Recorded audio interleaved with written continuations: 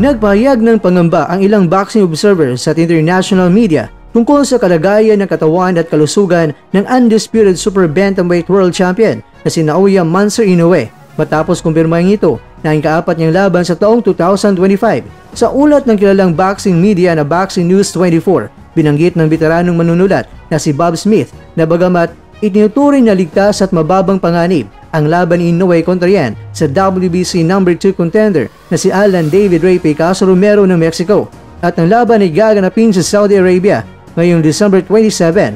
May mas malalim na isyong dapat pagtuunan ng pansin ang posibleng pagod at akumulasyon ng pinsala sa katawan ng Japanese boxing superstar at ayon sa ulat, kapansin-pansin umano ang pagkapagod ng mukha ni Inoue, palatandaan na maaring naipon ang puyat at pinsala dulot ng sunod-sunod na laban. Dagdag pa ng ilang observers, tila mas matanda raw ang itsura ni Inoue na mahigit 5 taon at parabang papalapit na sa edad na 40 anyos, isang malaking kaibahan sa imahe niya bilang malakas at sariwang kampiyon. Binigyan diin din sa ulat na may panganib ng burnout si Inoue, lalo na't may inaabangang napakalaking laban kontra yan sa kapwa Hapon na si Junto Nakatani sa taong 2026. At ayon kay Smith, kung harap si Inoue kay Nakatani, lalo bang pagod at malayo na sa kanyang prime condition, posible umanong mauwi ito sa isang nakakagulat na pagkatalo kahit pa sa knockout.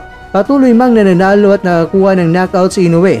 Hindi may kakaila na sa proseso ay may dumarating na pinsala. Ang pagsiksik ng 4 na laban sa loob lamang ng isang taon ay malinaw na may epekto kahit sa isang pambihirang atleta tulad niya. Ayon pa sa ulat, sa kabila nito mga kakwento, iginiit ng Boxing News 24 na hindi pa nakikita sa ring ang sinasabing pagbagsak ng anyo ni Inoue. Inaasahan ng marami na sa darating na laban niya kontra Picasso ay mapapabulaanan niya ang lahat ng agam-agam at muling may pakita kung bakit siya tinaguri ang monster ng mundo ng boxing. Sa ngayon, nakatutok ang buong boxing world kung kakayanin ba ng panatilihin ni Inoue ang kanyang nakakamatay na forma sa gitna ng sunod-sunod at mabibigat na hamon sa loob ng isang taon.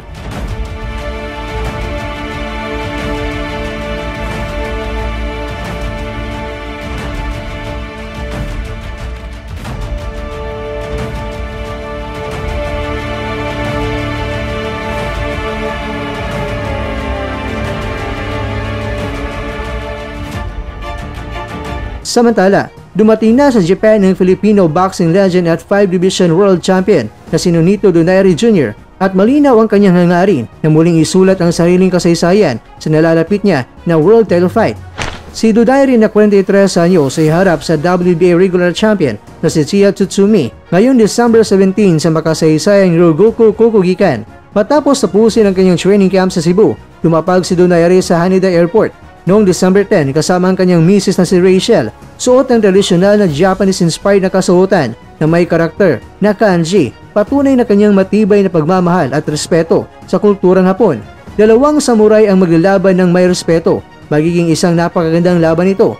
Payag ni Donaire habang ipinapakita ang kumpiyansa at determinasyon bago ang malaking sagupaan. Sa kabila ng malamig na klima mula sa mainit na Cebu, nagbiro pa ang veteranong kampiyon na bibili muna siya ng makapal na damit na ikinatuwa ng mga mamahayag, ngunit sa likod ng mga biro ay isang seryosong mandirigma na handang ipaglaban ang kanyang pamana. Kilala si Donaire bilang isang tunay na Japanophile at tagahanga ni Miyamoto Musashi noong 2012 bago ang laban niya kay Toshiaki Nishoka sa Los Angeles. Muntik na sana siyang magtimbang suot ang fundushi, ang tradisyonal na Japanese loincloth, ngunit umatras dahil sa payo ng kanyang kampo. Ngayon, makalipas ang 13 taon, muling nabubuhay ang ideya at sa mismong lupain ng Japan nang tanungin kung posible ang isang fundushi weigh-in, ngumiti lamang si Donaire at sinabing baka isuot ko. Hindi niya tuluyang itinanggi ang posibilidad, bagay na lalo pang nagpapasigla sa mga fans. Gayunpaman, iginiit ng veteranong boksingero na higit sa palabas ang resulta sa mismong laban ang pinakamalaga.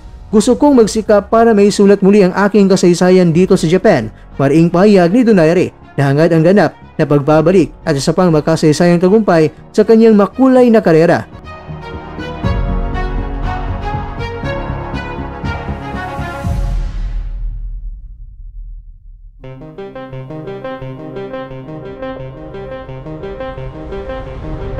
Mga kakwento, sa edad na 43 anyos, muling susubukan ni Nonito Donaire Jr. ang tadhana hindi lamang para sa panalo kundi para sa isang pamana na patuloy na nagbibigay liwanag sa boxing world saan mang bahagi ng mundo. Ang tagumpay niya ay tagumpay ng buong sambayanang Pilipino.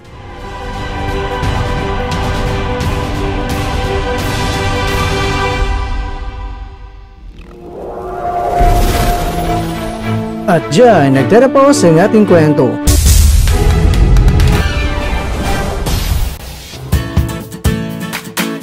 Maraming salamat mga kakwento sa inyong panonood. Pero baka naman mga kakwento ay nagustuhan niyo po ang kwento natin ngayon. Baka pwede niyo po akong mabigyan dyan ng like, subscribe at pa-click na rin sa bell button.